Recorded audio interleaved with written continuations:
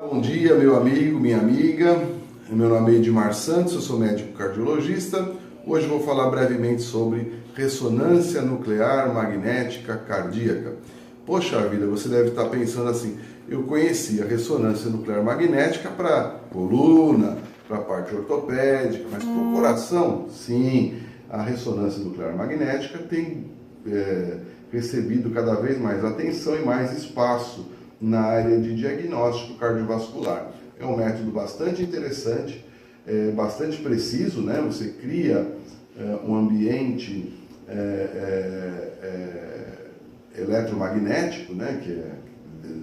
que é da ressonância, e você usa durante esse teste um marcador chamado gadolínio, que é um contraste paramagnético. Então, assim como a gente usa o iodo, né, como um contraste normalmente para uma cineangiografia, o cateterismo, no caso da ressonância você usa um contraste paramagnético chamado gadolínio. E que indicações teriam a ressonância nuclear magnética na cardiologia? Primeiro, você consegue visibilizar muito melhor, claro, num método super sofisticado, a função ventricular do coração, não é? Então você consegue ter uma nitidez, uma clareza de imagem muito melhor do que o eco, por exemplo, do que esses exames. Claro que existe a limitação, que você vai ficar dentro de um equipamento, de um exame que não é rápido, que demora, muita gente tem claustrofobia, então existem alguns quetais aí em relação ao exame, mas ele é extraordinário, a qualidade de imagem não se discute. E tem algumas indicações que são muito interessantes. Por exemplo, viabilidade miocárdica. Viabilidade miocárdica significa o seguinte: o indivíduo teve um infarto e a gente quer saber se existe músculo viável, se vale a pena colocar uma ponte safena, uma ponte mamária ou fazer uma angioplastia. Eu tenho que saber se aquele músculo vai responder a um aporte de oxigênio e nutrientes. Para tanto, eu vou ter que fazer um estudo de viabilidade miocárdica.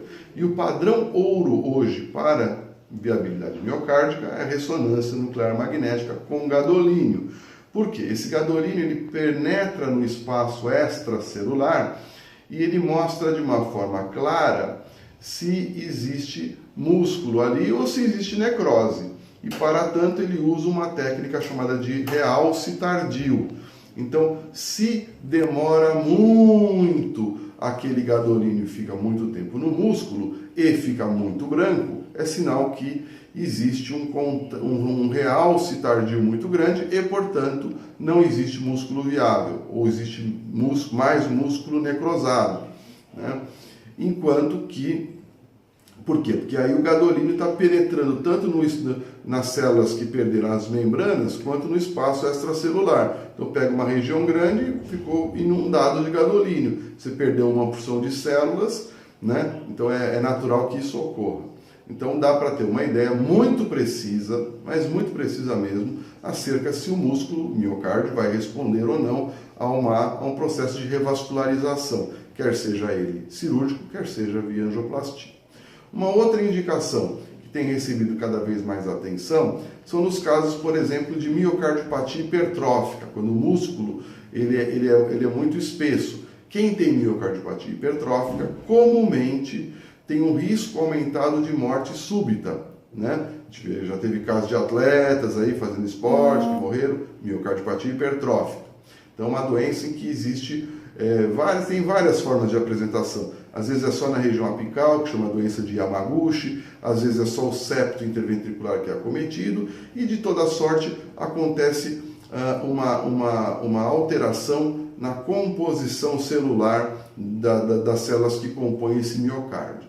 Muito bem, então quando você faz a ressonância nuclear magnética com gadolínio, você consegue ver a área de necrose, porque esses pacientes têm necrose, comprometida pela doença. Se a área for uma área extensa, a gente sabe que o risco de arritmias e morte súbita aumentam substancialmente. E esses pacientes devem sim se submeter ao implante de CDI, cardiodesfibrilador implantável. Você coloca um dispositivo, como se fosse um marca-passo, que na hora que a pessoa vai ter uma arritmia muito complexa, você dá um choque e tenta reverter aquela situação.